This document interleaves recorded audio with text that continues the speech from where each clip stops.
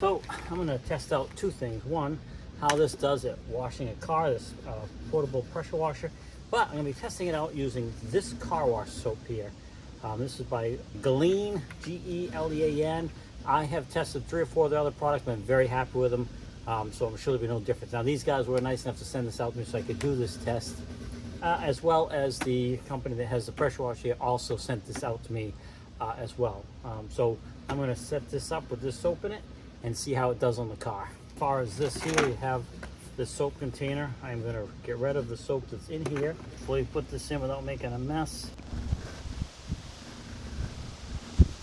Alright, that should be plenty of soap, more than I probably need. And we'll get this installed onto here, which is pretty quick and easy. This goes in and locks on. Alright, we got the system all primed. We are ready to go. So I got it just on the soaker right now to show you.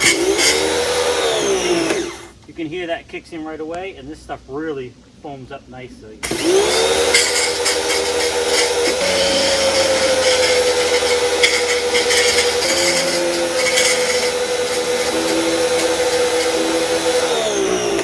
Now we can put a little pressure to it and clean things up.